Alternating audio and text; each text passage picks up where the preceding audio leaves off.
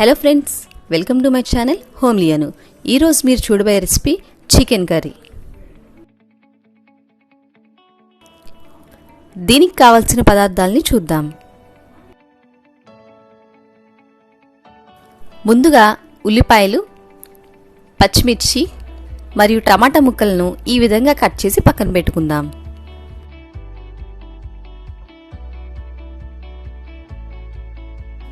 ఇప్పుడు కర్రీకి కావలసిన మసాలా కోసం కొబ్బరి ముక్కలు, అల్లం ముక్కలు, వెల్లుల్లి రెబ్బలు, జీడిపప్పు, అలాగే గసగసాలు, జీలకర్ర, ధనియాలు, లవంగాలు, దాల్చిన చెక్క మరియు యాలక్కాయలను కూడా తీసుకుని సిద్ధంగా ఉంచుకుందాం. వీటన్నిటిని మిక్సీ జార్లో ఈ విధంగా గ్రైండ్ చేసి పక్కన పెట్టుకుందాం. నేను కర్రీ కోసం చికెన్ని 1 కేజీ తీసుకున్నాను. ఇప్పుడు స్టవ్ మీద కుక్కర్ పెట్టుకొని అందులో 100 గ్రాముల నూనె వేసుకుని ముందుగా కట్ చేసి ఉంచుకున్న ఉల్లిపాయ, పచ్చిమిరపకాయ ముక్కలను వేసుకుందాం.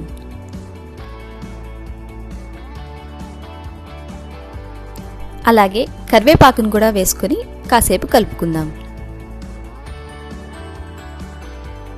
ఇప్పుడు ఇందులో రుచికి సరిపడా ఉప్పు,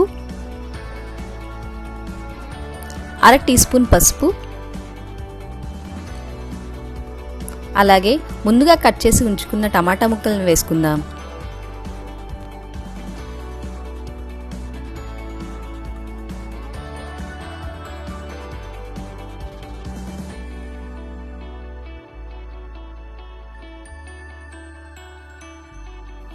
ఇవి మగ్గిన తరువాత ఇందులో చికెన్ ముక్కల్ని వేసుకుని బాగా కలుపుకుందాం.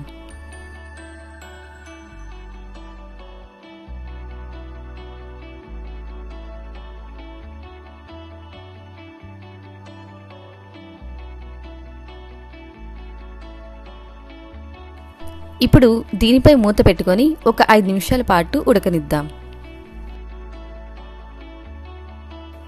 ఇప్పుడు ఇందులో 3 టీ స్పూన్ల కారం వేసుకుందాం.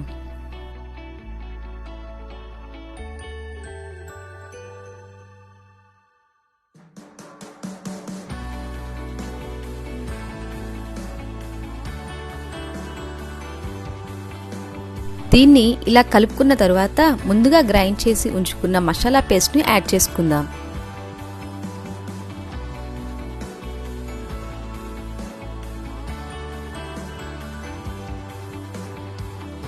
మసాలా అంతా చికెన్కి బాగా పట్టేలాగా ఈ విధంగా కలుపుకోవాలి.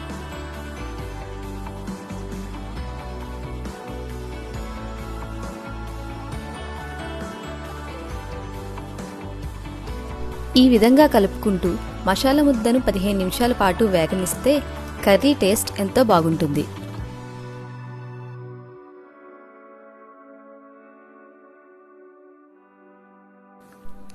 ఈ విధంగా కర్రీని ఇలా కలుపుతూ ఉండాలి.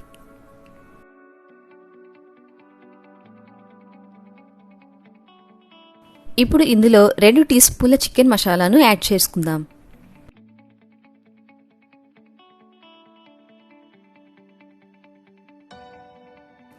అలాగే చికెన్ బాగా ఉడకడానికి 1.5 గ్లాస్ నీళ్లు వేసుకుని బాగా కలుపుకుందాం.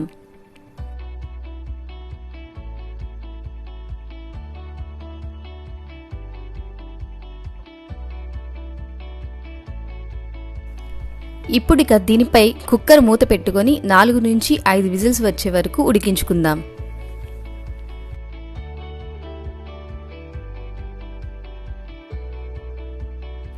అంతే, కమ్మని కోడి కూర తినడానికి తయారు.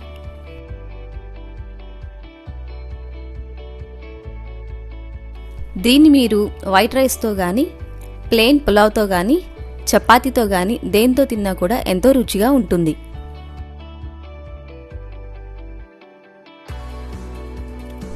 మీకు గనుక మా వీడియో నచ్చితే లైక్ చేసి కామెంట్ చేయండి. అలాగే మీ ఫ్రెండ్స్కి షేర్ చేయండి. మరిన్ని వీడియోస్ కోసం మా ఛానల్ని తప్పకుండా సబ్స్క్రైబ్ చేసుకోండి. Thank you for watching.